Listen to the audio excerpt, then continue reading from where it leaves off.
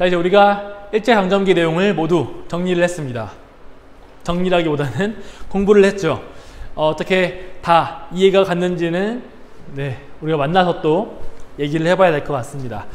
일제강점기를 마무리를 했는데요. 방금 봤듯이 우리가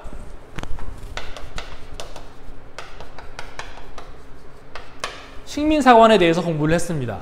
식민사관을 한마디로 정리를 하면은 일제는 조선을 통치한 것이 근대화 시켜주기 위함이었다. 또 발전이겠죠. 발전. 너네들의 발전을 위한 것이었다라는 게 식민사관의 주요 내용이라고 할 수 있습니다. 여기에 대해서 우리 민족이 어떻게 대응을 했는지 쭉 살펴보았는데요. 이 식민사관이 과연 해방 이후에 어떻게 논의가 되는지에 대해서 알고 있으면 좋을 것 같아요.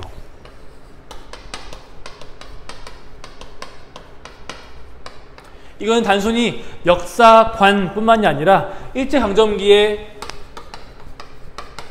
여러분들이 배웠던 많은 지식들이 있죠. 사건, 인물, 그런 것들이 있을 거예요. 그런 것들이 과연 해방 이후에 어떻게 다뤄지기 시작을 했으며 과연 지금에서는 어떻게 다뤄지고 있는지, 서술이 과거에 이랬으면 지금은 어떤지, 우리 이미 이런 것들을 많이 했죠. 옛날에는 유관순이 굉장히 많았는데 지금은 없더라. 옛날에는 안중근 의사 이런 표현을 썼는데 지금은 안중근이고, 예전에는 의거였는데 지금은 의거라고 안 하고 뭐라고 한다? 사살이라고 표현하더라. 그런 것들, 이런 변화 과정들을 함께 여러분들이 알고 있으면 좋을 것 같아요. 그리고 변화 과정을 아는 것뿐만이 아니라 왜 그렇게 바뀌어 왔는지에 대해서 한 번쯤 고민해 볼 시간을 가지길 바랍니다. 꼭. 마찬가지로 식민사관도 단순히 이때 이런 거 세 가지 주장했대, 어떤 특징이 있대, 이렇게 알고 끝나는 것이 아니라 여기에 대해서 어떻게 대응을 했는데 그것이 해방 이후에 또다시 어떻게 논의가 되어져 왔을까, 그런 것들을 아는 게 중요해요. 그래서 역사 사실을 아는 게 아니라 정말 역사적으로 아는 거예요. 어떻게 변화되어 왔는지. 자, 이 식민사관은 해방 이후에 남한사회에, 즉 대한민국에 어떤 식으로 영향을 끼쳐왔느냐. 첫 번째는 그 식민사관 자체예요. 일본 사람들의 주장을 한 것이지만 이 일본 사람들의 주장에 실제로 물들어갔던 많은 역사학자들이 있었습니다. 조선인 출신의. 그래서 한국인 중에도 식민사관의 영향을 받아가지고 야, 우리 식민지 때 그런 내용들이 다 우리를 근대화하기 위함이었어, 그런 주장을 하는 학자들이 있습니다. 그것은 식민지 근대화론이라고 합니다. 경제나 정치, 사회, 문화, 이런 여러 방면에서 다 조선을 개발시키기 위해서 여러 노력들이 있어 왔다라는 것이에요. 자, 이런 것들이 있고요. 그리고 식민사관의 일제강점기 당시에 여러 비판들을 했듯이 마찬가지로 이 비판은 해방 이후에도 지속됩니다.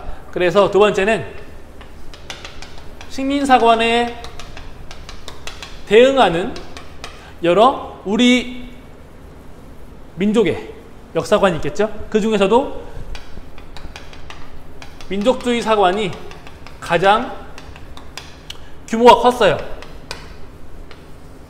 왜냐면 사회주의 사관은 어디로 넘어가야 돼요? 북한 지역으로 넘어갔겠죠. 그리고 당시에 우리가 현대사를 배우면 알겠지만 반공, 공산당에 반대하는 그런 이데올로기가 굉장히 강했기 때문에 사회주의 사관은 더 이상 남한에서 찾아볼 수가 없게 됩니다.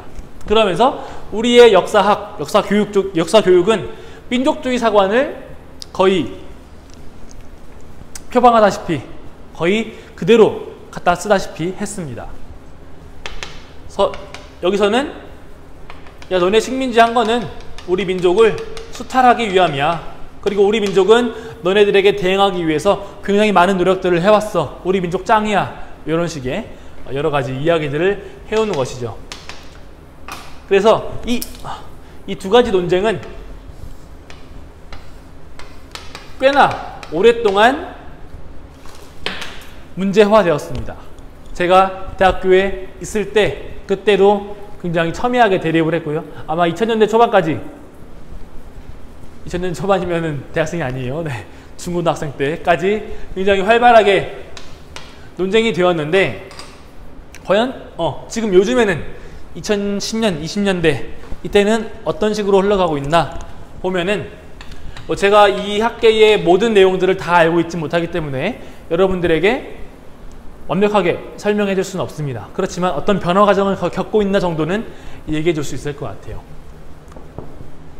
식민지 근대화론 이런 부분들에 대해서 발전했다라고 하는데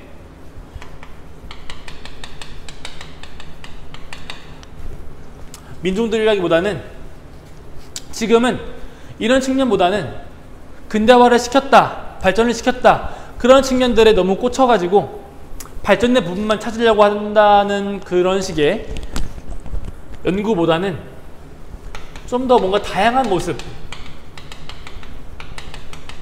당시 식민지 조선을 살아갔던 사람들의 여러 모습들을 보여주려고 노력을 합니다. 특히나 문화 쪽에서 그런 노력들을 많이 하는데 그때 당시에도 일제강점기에 그렇게 힘들었던 그때 당시에도 우리 민족들은 대중문화를 좋아했어요. 음악이나 이런 것들을 좋아했고 연예인들이 누가 결혼한다고 하면은 서로 자기들끼리 지금 우리 막 카카오톡으로 얘기를 나누곤 하죠. 야 누가 결혼한대, 누가 이혼했대 이런 거 막 얘기하잖아요. 그렇죠? 그때 당시에도 똑같은 내용들이 있었어요.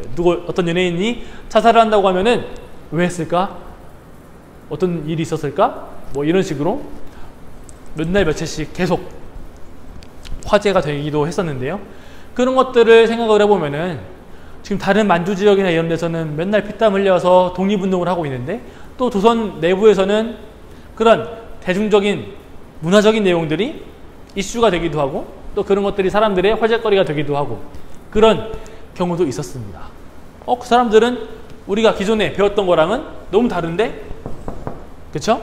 다양한 모습이에요. 그리고 저 멀리 산골짜기에 살고 있던 사람들이 과연 우리 민족의 독립, 식민지 조선의 독립 그런 것들을 외치고 그것을 실천하기 위해서 노력을 했을까?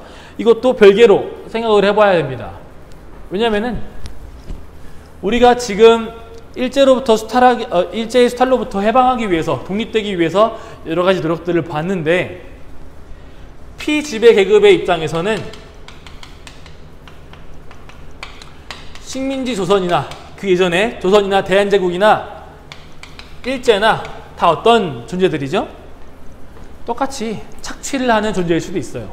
다만 착취의 수준이 일제가 조금 더 많았을 뿐이었을지도 모릅니다. 그렇죠? 조선이 50에서 60을 가져갔다고 하면은 일제가 60에서 80을 가져간 것이죠. 물론 굉장히 차이가 있긴 합니다만 어찌되었든 이놈이나 저놈이나 똑같은 수탈의 대상자, 수탈을 하는 그런 기구, 기관, 정부 조직일 수도 있었겠죠. 그래서 이 사람들의 입장에서 본다면은 과연 일제강점기를 착취와 독립 이 두 가지 프레임으로 바라볼 수 있을 것인가? 이것도 의문이 들어요. 그래서 결과적으로 식민지 근대화나 식민지 수탈 이 두 가지의 대립구도로만 일제강점기를 보는 것이 아니라 조금 더 다양한 모습들을 살펴보기 위한 여러 노력들이 필요하다. 그래야지 역사가 재미있고 역사가 우리 것처럼 들린다. 그런 생각이 좀 듭니다.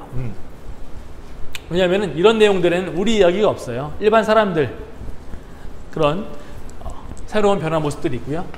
이쪽에서는 약간 시대적인 한계를 극복하려는 모습들이 있습니다. 우리가 갓 독립을 하고 해방을 했을 때에는 여전히 일제를 싫어했겠죠. 그리고 일제 식민사관에 대해서 어떻게든 반박을 하려고 노력을 했을 겁니다. 그러다 보니 굉장히 민족의 감정이 과잉되었겠죠. 그래서 그런 내용들이 객관적으로 바라봐야 할 역사학에도 영향을 끼치고 조금은 왜곡된, 조금은 과장된 측면의 민족주의 사관을 만들어내기도 했습니다. 근데 그것은 어쩔 수가 없어요.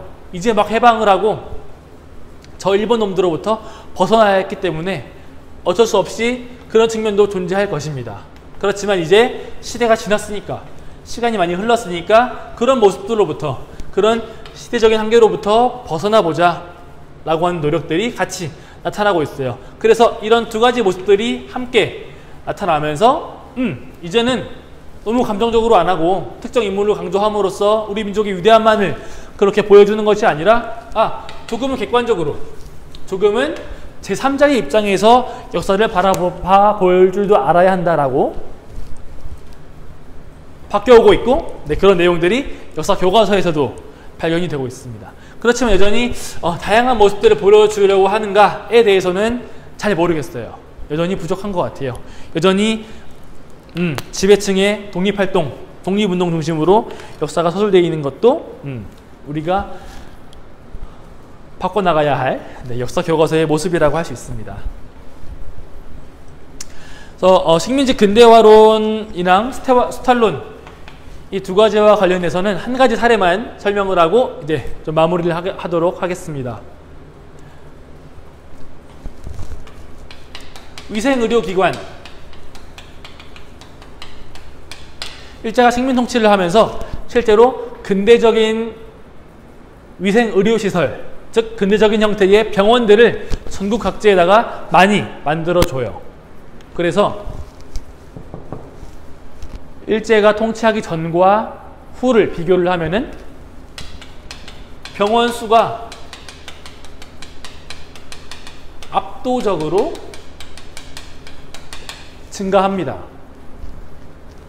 이걸 가지고 이런 그 수치 자료, 변화된 양상을 가지고 야, 근대화론 해준 거 맞잖아, 근대화 시켜준 거 맞잖아 라고 주장을 하는 것이겠죠. 근데 스탈론 쪽에서는 뭐라고 설명을 하느냐,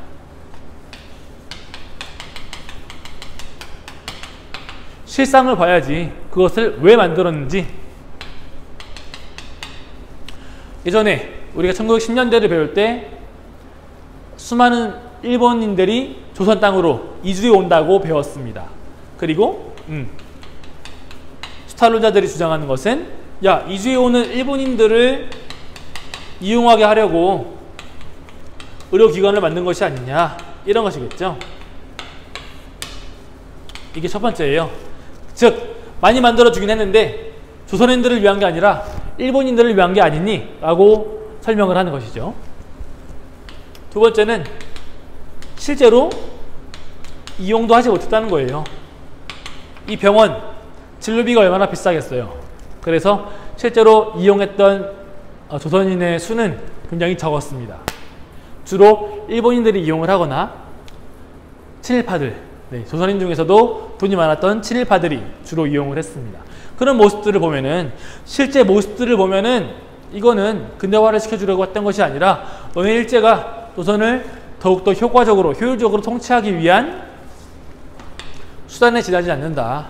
따라서 수용할 수 없다. 근대화론을 수용할 수 없다. 이렇게 주장을 하는 것이죠.